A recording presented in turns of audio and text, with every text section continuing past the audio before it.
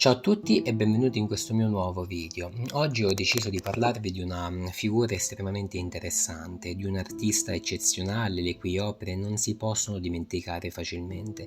Sono opere che nascono dal dolore, dalla sofferenza, dal male, da una sorta di confusione esistenziale e lui cerca di comunicare quello che ha dentro, quello che prova, quello che sente, non tramite le parole, perché le parole non bastano. Lui cercò di comunicarlo attraverso l'arte, attraverso questi suoi dipinti, tanto che andò a fondare un nuovo linguaggio, tutto individuale, tutto personale, ed è un linguaggio che porterà l'artista in questione, cioè Francis Bacon, ad essere riconosciuto come uno dei pittori più importanti della seconda metà del XX secolo. La vita di Bacon è stata veramente molto difficile, segnata dalla presenza di un padre tiranno, di una figura oppressiva. Bacon era irlandese, nacque infatti a Dublino nel 1909 e nelle sue opere e nella sua vita l'amore è sempre e solo omosessuale. Il padre era un uomo estremamente violento, era un anziano signore che fece anche la seconda guerra boema, era quindi un militare d'un pezzo, un uomo di un'altra epoca, una persona violenta. La madre invece era un'ereditaria benestante, affettuosa e benevola nei confronti dei figli. Il padre invece li menava a più riprese. Vediamo che il sogno del padre era quello di diventare un grande allevatore di cavalli, specialmente quelli da corsa, con lo scopo di vincere gare e competizione, ma in realtà lui non era capace, infatti fallì a più riprese, ma è proprio in virtù di questa grande passione paterna che nelle varie residenze di famiglia c'erano sempre degli staglieri e delle stalle, e gli staglieri attrassero anche fisicamente, incuriosirono sin dall'inizio Francis Bacon. Si racconta addirittura che il padre un giorno vide il figlio vestito con gli abiti materni e per punizione lo fece menare e frustare dagli staglieri che Francis amava, e quindi si andò a creare sin dalla tenera età un connubio tra eros e violenza, tra passione e dolore.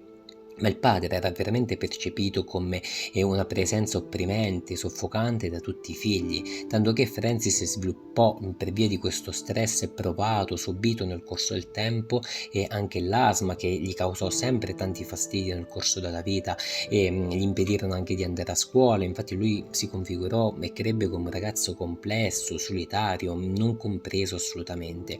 Ma in realtà la figura del padre era opprimente anche per gli altri fratelli. Ad esempio, un fratello si fidanzò con una ragazza che non era ricca, il padre per punizione lo spedì in Rhodesia perché quel matrimonio non era consono allo status della famiglia. Quindi ecco che i figli in generale, tutti i ragazzi vivono un inferno domestico. La madre lo sa e quindi cerca di aiutare Francis, che era sicuramente il più delicato, e nel 1926 gli diede una sorta di stipendio, paghetta, e lo mandò a vivere a Londra insieme ad una governante, con lo scopo proprio di allontanarlo dalla casa, dal padre, per salvargli la vita. Questa vicenda familiare quindi ricorda molto da vicino le opere realizzate da un pittore che ha influenzato tantissimo Bacon a livello artistico, ovvero Goya. Goya utilizzava nelle sue opere molti personaggi mitologici. Un'opera molto conosciuta è Saturno che divora i figli, e noi guardando questa scena non possiamo non immaginarci Francis in una situazione simile e analoga. E in questo periodo di vita a Londra Francis è molto felice e non si pone limiti, in realtà spende moltissimo, frequenta delle bische, dei ladri. Lui vuole entrare in quello che è il ventre di Londra, vuole conoscere il margine, la periferia, quelli che sono appunto i bassi fondi. In quel periodo lavorò anche dentro uno studio legale e poi si mise a fare il cuoco.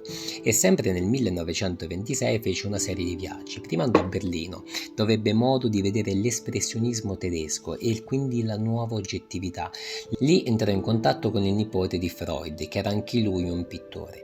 Il padre però non lo molla, continua a essere anche a distanza una figura pesante, pressante, opprimente, lo marca e gli vuole imporre un precettore scelto da lui. Il fatto è che poi con questo precettore Francis avviò una relazione amorosa, e nel 1927 Francis va a Parigi, dove ebbe anche modo di vedere le opere di Picasso, e queste lo colpiranno nel profondo, e da quel momento infatti Francis iniziò a dedicarsi alla pittura con uno stile che cambierà moltissimo nel corso del tempo, subirà veramente tante variazioni. Tornato a Londra, mentre dipinge, iniziò anche a fare l'arredatore ed aprì un suo negozio proprio per progettare e disegnare gli interni. Nel mentre avviò una relazione sentimentale con Eric Cole, un uomo a servizio della corona, benestante, sposato e con 2 figli, e sarà lui a mantenere economicamente Francis. Dai progetti da lui fatti, possiamo in realtà vedere degli specchi, dei soprammobili, degli arazzi, e c'è sempre l'idea di un'arte che si vive, di un'arte quotidiana.